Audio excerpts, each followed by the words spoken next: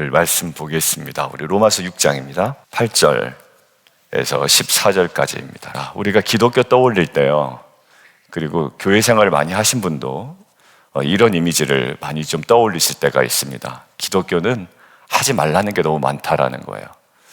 교단에 따라서는요, 와인도 허용을 안 하는 경우도 있어요. 누가 어떤 분이 여쭤보더라고요. 목사님, 출장 갔다 오는데 목사님 혹시 와인 드세요? 이렇게 물어보더라고요. 그래서 제가 와인 먹지 않습니다, 이렇게 말씀을 드렸어요. 이제 사가지고 오시려고 그랬나 봐요. 그래서 막 그런 거 보면 술 먹지 말라, 담배 피지 말라, 그리고 여러 가지 많은 요구들이 있잖아요. 규칙도 많고 요구도 많고, 참 어떤 종교라는 인식이 있어요? 무거운 종교라는 인식이 있습니다. 여러분도 한 번쯤은 그런 생각을 좀 해보신 적이 있을 거예요. 오늘 본문만 봐도 이제 딱 그런 얘기가 나오는 거예요. 제가 이제 어제 묵상하다 보니까 후반부를 잠깐 보실래요? 자, 12절에 보면 몸의 사역에 어떻게 하라? 순종하지 말라라는 거예요. 또 뭐 하지 말라라는 얘기예요. 그리고 또 그 앞에 보면 죄가 너희 죽을 몸을 지배하지 못하게 해라. 그러니까 율법이 그냥 계속 나와요. 그 다음에 불의의 무기로 죄에게 내어주지 말아라. 그리고 하나님께 드려라. 의의 무기로 하나님께 드려라. 듣기만 해도 요구가 굉장히 많아 보이는 본문이 오늘 후반부의 내용입니다. 마치 숙제를 내주는 것 같기도 하고 무거운 짐을 지우는 것처럼 느껴질 수밖에 없는 본문이에요. 자, 그런데요, 오늘 본문을 가만히 보면 바울이 먼저 요구를 하지 않습니다. 그 전반부에 무엇을 얘기하냐면 은혜를 말해줍니다. 그러니까 은혜를 말해주고 그다음에 요구를 하는 거예요. 앞에 무슨 은혜입니까? 너희가 이미 그리스도와 함께 죽었다. 그리고 함께 살아났다. 죄는 더 이상 너희를 지배하지 못한다라는 거예요. 이 얘기를 하고 뒤에 부분을 얘기해 주는 겁니다. 즉 하나님은요, 항상 그러신 것 같아요. 무엇인가 우리에게 많이 요구하시는 것 같잖아요. 근데 그 전에 먼저 우리에게 무엇을 주세요? 은혜를 주세요. 제가 한번 이야기해 볼게요. 자녀 교육에도 똑같은데요, 부모가 아이에게 이거 해라 저거 해라 요구하는 그 근저에는 뭐가 있을까요? 부모가 요구할 수밖에 없어요. 해야 돼요. 가르쳐야 됩니다. 그런데 그렇게 가르치고 요구하는 근저에는 뭐가 깔려있나요? 너는 내 아들이야 라는 거예요. 여러분, 강력하죠. 옆집 아저씨가 그렇게 얘기하면요, 그거 말도 들을 필요도 없어요. 근데 그 근저에 뭐가 있냐? 너는 내 아들이야. 여러분들, 아버지라면 해야 돼요. 어머니라면 해야 되죠. 뭐 그냥 좋게 봐준다고 넘어갈 거 아니에요. 그리고 아이들은 원해요, 그거를 사실. 너는 내 아들이야. 그리고 너는 내 딸이야. 저 가끔 막내에게도 얘기합니다. 잠깐 와봐. 그래서 얘기합니다. 아빠 화내는 거 아니에요. 왜냐면 제가 이제 화를 좀 많이 냈으니까 예전에. 화내는 거 아니고 내가 생각해보니까 좀 드는 생각이야. 그리고 얘기를 해줍니다. 그러면 용납을 해요. 근저에 뭐가 있어요? 나중에 그래요, 막내가. 아빠 땡큐 그래요. 어제도 무슨 얘기 하나 하더라고요. 여러분들, 너는 내 딸이고 내 아들이기 때문에 그 근저가 있어요. 근저에 깔린 게 있어요. 그 은혜가 있기 때문에 요구하는 거예요, 제가. 여러분들, 저도 부사역자들에게 요즘에 잔소리를 조금 많이 합니다. 왜냐면 이제 사역자들이 한 명 더 늘어나고 그랬어요. 늦지 말라고 먼저 얘기해요. 사람 늦으면 자꾸 그 사람 캐릭터로 고착되니까 늦지 마라. 두 번째, 기도 많이 해라. 여러분들, 요구 많이 해요, 사역자들한테. 그리고 예배 전에 성도들아 막 크게 웃으면서 얘기하지 말아라.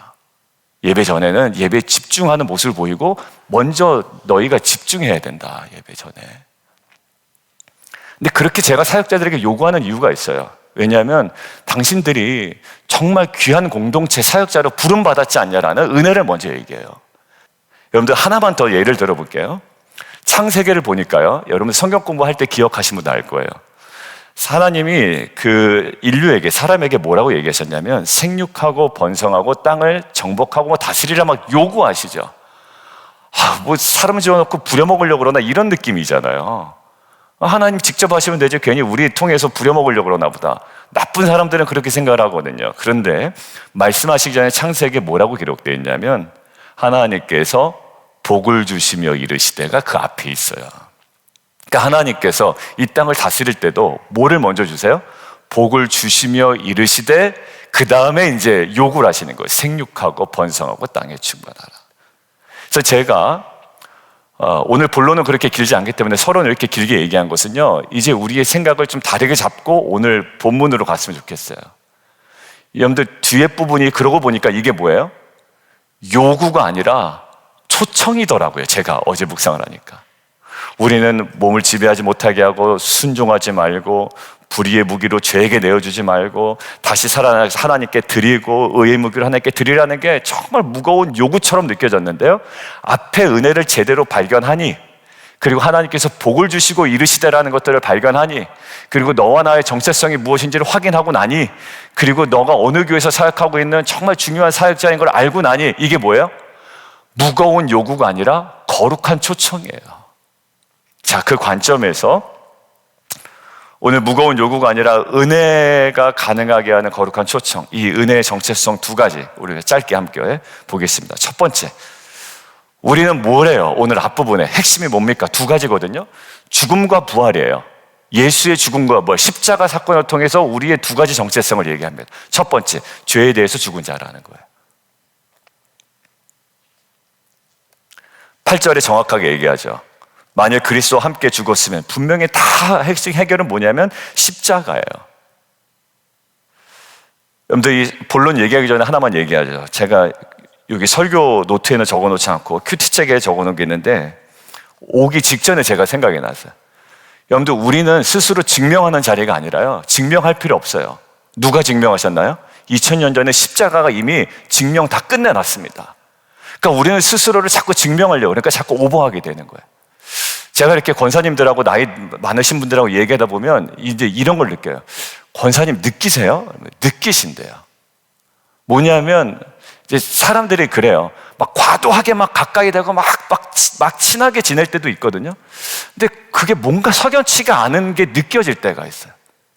그러니까 좀 이렇게 중간 정도가 제일 괜찮은 것 같거든요. 근데 막 과도하게 막 하는데 좀 뭔가 이상하다라고 느껴질 때가 있어요. 근데 그게 뭐냐면 자신을 뭔가 이렇게 어필하려고 그러고 증명하려고 그러고 이렇게 뭔가 드러내려고 하는 게 이게 좀 뭔가 불편할 때가 있거든요. 그냥 보통이 제일 좋은 것 같아요. 근데 우리가 증명하려고 애쓰는 게 아니라 2000년 전에 벌써 십자가에서 이루어졌단 말이에요. 그러니까 우리는 증명하는 자리가 아니라 거기 뭐예요? 11절 여길지어다의 핵심이에요. 이건 무슨 말이냐면 믿음으로 자신의 정체성을 받아들이라는 거예요. 그러니까 우리는 스스로 증명하는 게 아니라 계속 어디에요? 로마서 요구하는 겁니다. 여겨라 믿음으로 그것들 받아들여라, 너 그거야 라는 거예요. 그러니까 우리가 증명해서 우리가 애쓰는 것이 아니라 받아들이는 거예요. 첫 번째 뭐라고 그랬죠? 죽었으면 그와 함께 살 줄을 믿는다라는 거예요. 십자가에서 죽으실 때 우리 옛사람도 어떻게 죽었습니다. 어제 만나 옛 은혜 끝났어요. 만나 없어졌다고 징징 울고 불고 할 때가 아니에요. 하나님께서 우리가 허락하신 땅의 소산을 기대하고 땀 흘릴 준비를 해야 되는 거죠. 옛날에 신입사원일 땐 좋았는데 그건 멍청한 소리예요. 신입사원일 때 쉬웠던 거는 그때 은혜예요. 지금은 뭐예요? 책임감을 가지고 회의도 주도하고 의견도 모으고 전략을 세우는 게 자기에게 주어진 은혜라고요. 옛날엔 기도만 해도 응답이 됐는데 그땐 초신자 때는 다 그래요. 우리 많이 경험했죠. 초신자 때는 기도만 하면 막 응답되더니. 그런데요, 우리 40일 지금 금식 기도하고 계신 분 계시잖아요, 가정에. 첫째 날, 둘째 날 하나님께서 응답해 주셨죠. 직접적인 응답이었거든요. 근데 일주일 지나니까 하나님께서 어떤 부분을 건드리시냐면 회개할 거리를 주시더래요. 여러분들 그분이 첫 번째, 두 번째 날은 하나님께서 응답하시더니 회개할 거리를 주셨네? 투덜거리지 않았어요. 뭐라고 그러시냐면 너무 좋다는 거예요. 자기가 그렇게 회개하지 못했다라는 거예요. 그분에게 주신 새로운 시즌을 열어주셔서 주신 은혜 뭐예요? 회개예요. 여러분들 그런 거예요. 옛사람도 죽었어요. 그러니까 옛 은혜도 사실 우리에게 다 물러갔어요. 그래서 더 이상 죄는 우리를 지배할 수 없어요. 과거의 미련도 우리를 지배할 수 없어요. 과거의 옛사랑, 옛 추억을 떠올리면서 후회해봤자 아무 소용 없는 거예요. 9절 보세요. 사망이 다시 그를 어떻게 한다? 주장하지 못할 줄을 알미로다. 주장하단 말은 왕이 다스린다는 말이거든요. 그러니까 죄가 우리에게 왕 노릇하지 못한다는 말이에요. 왕은요, 이래라 저래라 하죠. 그러면 어떻게 돼요? 꿈쩍 못해요. 여러분들 5년짜리, 우리 대한민국은 5년이잖아요, 대통령이. 5년 뒤에 대통령 끝나는데도 대통령 한마디면 벌벌 떨어요, 임기 초기에는. 그럼 가면 갈수록 어떻게 됩니까? 그냥 네임덕 생기는 거예요. 있을 때 잘해야 되는 거죠. 근데 여기서는 왕이에요. 지금 대통령과는 차원이 달라요. 왕이 다스리는 거, 말 한마디면 그냥 움직여야 돼요. 근데 죄가 우리한테 그렇게 못한다라는 거예요. 속지 말라라는 거예요. 너 그거 정확히 알라라는 거죠. 그러니까 증명하려고 애쓰지 말고 그렇게 너희를 여기라는 거예요. 예수님 부활하셨을 때 죽음은 우리에게 왕노릇하지 못합니다. 그러니 우리에게서 죄가 더 이상 왕노릇하지 못한다는 사실을 알고 좀 깨닫고 그대로 살아가면 된다라는 거예요. 그런데 문제는 여전히 우리가 죄에 끌려다닐 때가 많죠. 왜냐하면 죄의 힘이 여전히 우리 안에 강력하다고 착각하기 때문이지 힘이 있진 않아요. 여러분들 유혹이 올 때 있거든요. 뒷담화하고 싶은 유혹, 또 여러분들의 음란의 유혹, 아니면 여러 가지 또 탐욕의 유혹, 더 갖고 싶은 유혹, 여러 가지 유혹이 있습니다. 여러분들 좀 간단하게 오늘 한번 생각해 보실래요? 그것들이 밀려올 때 너 나에게 왕도로 탈 수 없어 라는 선포 한번 딱 해보시고 그것들을 좀 만만하게 보는 습관을 좀 가지십시오. 야, 너 좋아하잖아. 뭐 혹시 명품 좋아하지 않아? 아니면 너 탐욕스러운 거 있잖아. 너 사람 앞에 되게 너 내세우길 좋아하잖아. 아니면 음란한 것들에서 끊어지지 못하는 것들이 있다면 그것들을 만만하게 좀 보시라고요. 너 나한테 왕노릇할 수 없어. 여러분들, 왜냐하면 거기에 자꾸 우리가 종노릇하면 어떻게 되냐면 계속 빚은 없는데 빚 갚으라고 독촉하는 사람에게 우리가 빚 갚는 꼴이 되는 거예요. 옆집 아저씨가 빚을 다 갚아놨는데 그 사람이 또 와서 자기한테 빚을 갚으라고 하니까 깜짝 놀라가지고 막 계속 빚을 갚아나가는 것과 별반 다르지 않아요. 아니요, 빚은 다 갚아나갔어요. 누가? 예수 그리스도가 십자가에서 다 갚아나갔어요. 아니요, 갚아나가신 게 아니라 끝났어요. 야, 너 나한테 왕노릇하지 못해 라고 얘기하는 거예요. 죄의 영수증이 있죠. 근데 다 찢겨졌다고요. 필요 없어요. 더 이상 갚을 게 없고요. 그런데 왜 우리가 여전히 죄의 종처럼 살고 있냐고 사도 바울이 이야기하고 있는 겁니다. 뭐예요? 너는 죄에 대해서 죽은 자다. 오늘 이렇게 고백했으면 좋겠어요. 주님, 나는 죄의 종이 아닙니다. 죄에 대해서 죽은 자입니다. 이 정체성이 우리 안에 여겨지고 알아지고 새겨지는 귀한 하루 되기를 원합니다. 두 번째요, 죄에 대해서 죽은 자인데 우리는 뭐에 대해서 산 자래요? 하나님께 대하여 산 자입니다. 추상적인 표현이죠. 오늘 이거 좀 해결하고 가죠. 여러분들, 하나님께 대하여 산 자를 여기다, 이거는 일어난 사실을 믿음으로 자기 것으로 간주하다라는 의미라고 얘기했죠. 자, 하나님께 대하여 산다라는 것은 어떤 의미냐면 죄에 대해서는 죽었지만 하나님께 대해서 산다? 이렇게 설명할게요. 죄에 대해서는 어떻게 단절된 자다, 이제는. 근데 하나님께 대하여는 열린 자다, 방향성을 이야기합니다. 하나님께 대해서는 계속 열린 자예요. 결국 내 삶의 관계나 내 삶의 중심이 이제 뭐가 있다? 죄가 아닌 하나님이 계시다라는 거예요. 그래서 하나님께 대해서는 계속 살아있는 자를 여깁니다. 여러분들, 휴대폰 꺼지면 어떻게 돼요? 아무리 전화가 와도 전화 울리지 않습니다. 뭐요? 누군가로부터 단절된 거예요. 근데 보세요, 라디오 주파수도요, 정확하게 맞추지 않으면 소리가 나지 않아요. 내가 91.1로 맞추면 91.1이 나오지 89.5가 나오지 않는단 말이에요. NPR이 나오지 않아요. 91.9로 맞추면 91.9가 나옵니다. 그러니까 어디로부터 단절됐다? 89.5에서는 단절이 된 거예요. 그러니까 지금 계속 남은 어디로 커넥이 돼 있어요? 91.9로 연결이 돼 있는 겁니다. 여러분들, 결국 하나님께 대하여 산 자는 하나님과 연결된 사람, 하나님이 말씀하실 때 뭐하고 반응하고 성령께서 감동하실 때 뭐하는 사람? 순종하는 사람. 이것이 하나님께 대하여 산 자예요. 그래서 권면합니다. 너희 지체를 불의의 무기로 죄에게 내어주지 말고 의의 무기로 누구에게 드려라? 하나님께 드려라 라는 거예요. 여러분들, 우리의 몸은 도구인데요, 도구가 누구 손에 있느냐에 따라 쓰임이 달라진다. 이 예화는 너무나 많이 들었죠. 강도의 손에 칼이 있으면 그렇게 쓰여요. 살인의 무기가 돼요. 그런데 외과 의사의 손에 있으면 생명을 살리는 도구가 돼요. 그 다음에 셰프의 손에 있으면 맛있는 음식을 만드는 정말 도구가 됩니다. 우리 몸도 마찬가지예요. 굉장히 중립적입니다. 여러분들 표정 하나도 잘 하시고 태도 하나도 잘 하세요. 여러분들 표정 하나가 사람들의 모든 것을 다 드러날 때가 있어요. 태도 하나도. 말씀 들을 때 태도, 사람들의 나눔 들을 때 태도, 이 태도요. 약간 좀 빗나간 얘기인데, 오늘 큐티 모임이 있고 내일도 큐티 모임 있고 모레도 큐티 모임 있잖아요. 큐티 모임 할 때 전화기 보지 마세요. 안 그러시겠지만, 남 나눔하는데 전화기 보고 있으면 그 되게 실례예요. 그리고 사람들이 얘기해요. 자꾸 전화기 보더라. 그리고 시선을 자꾸 못 맞추는 거예요. 제 나눔할 때 제 철칙이 있습니다. 그 사람에서 눈을 떼지 않는 거예요. 여러분들 근데 그게 나눔하는 그 사람이 들어요. 누구를 향해 열려 있어요? 그 사람에게 열려 있어요. 옆에서 난리가 나도요, 제가 최대한 움직이지 않으려고 합니다. 아, 집사님 그렇군요. 연기가 아니라 그렇게 해야지 제대로 들려요. 그렇게 제대로 들려요. 애들 진짜 말 안 듣는 철부지를 보세요. 정신없죠? 자꾸 딴짓하죠? 제가 귀뚱으로도 듣나? 이런 생각이 들죠?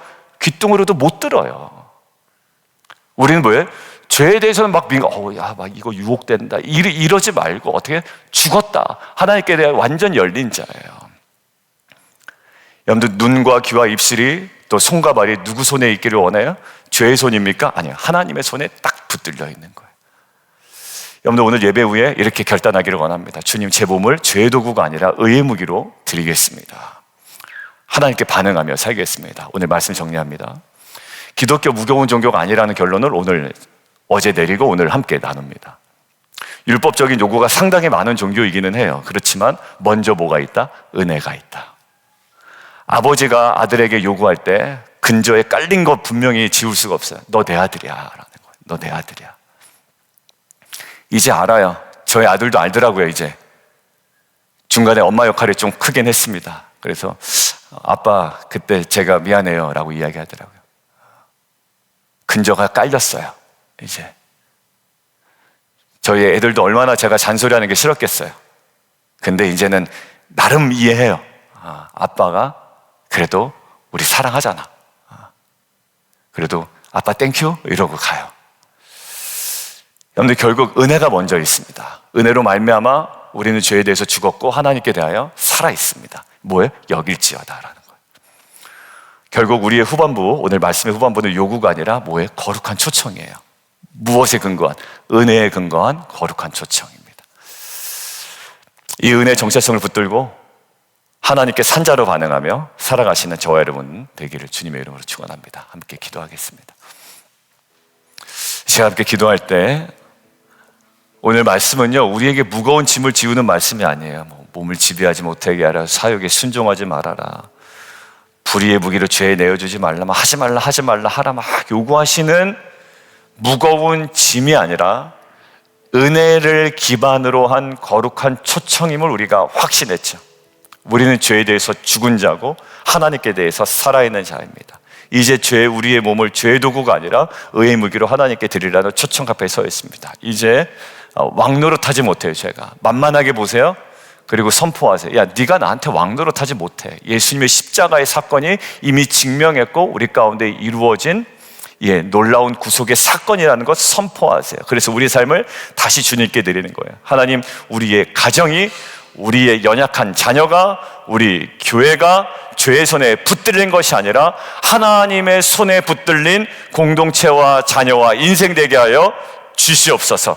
한 사람 한 사람 삶의 은혜의 정체성을 새겨주시고 무거운 요구가 아닌 은혜의 초청으로 살아가는 기쁨을 누리게 하여 주시옵소서. 우리 주님 이름 한번 부르고 함께 기도합니다.